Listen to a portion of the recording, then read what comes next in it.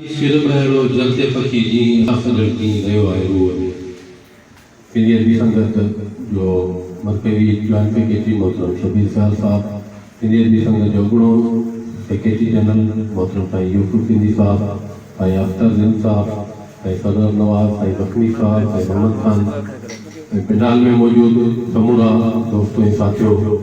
जी सिंधी ॿोली सब खां पहिरीं तव्हां सिंधियत जी संगत शाख कोटड़ी जे समूरनि दोस्तनि ख़ासि तौर मोहतरम महबूब सिंधी खे जस्तो ॾियां जे पंहिंजे मुसलसल तहरीक खे जारी रखंदे न रुगो सिंधी ॿोली न मज़हब जी ख़िदमत बल्कि सिंधी ॿोली क़ौमी ॿोली मुहिम खां वठी सिंधी ॿोली जी ख़िदमत कंदड़ उन्हनि समूरनि किरदारनि खे उन्हनि समूरनि शख़्सनि खे जिन पंहिंजी समूरी हयाती ऐं पंहिंजी ज़िंदगी जा सोना रूपा ॾींहं सिंधी ॿोली ऐं मज़हब जी ख़िदमत में गुज़ारिया उन्हनि खे न रुगो भेटाऊं अर्पींदो पियो पर आउं सम्झां थो हीअ हिकिड़ी असांजी सिंधियत जी सिंध जी मुसबत रवायत रही आहे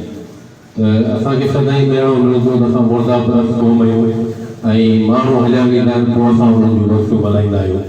पर वेझो मावीअ में सिंधियत जी संगत इन रवायतुनि खे ख़तमु करे हिकिड़ी नई रवायत खे जनमु ॾिनो जंहिंजो सबूत अॼोकी महफ़िल आहे जंहिंमें असां साईं सरवर नवाज़ भुटियो साहब, साईं कादिर तलवाणी साहब, साईं ज़ख़्मी साहब सां न रुगो रिहान रचा रहिया आहियूं पर उन्हनि जूं पंहिंजनि शोबनि में जेके ख़िदमत हुयूं उन्हनि ख़िदमतनि जे सिले तौर खे मुख़्तलिफ़ एवार्डनि सां पिणु नवाज़ियो थो वञे। ऐं सम्झां थो कादिर तलवाणी साहब, साईं सरवर नवाज़, साईं ज़ख़्मी साहब सिंधी ॿोली इल्म अदब जा फरमाया आहिनि ऐं हू बि असांजी ॿोली में असांजे मुख़्तलिफ़ शोबनि में असांजा जेके आलिम आहिनि, जेके उस्ताद आहिनि, जेके अदीब ऐं दानिश्वर शाइर आहिनि उहे सिंधी ॿोली जो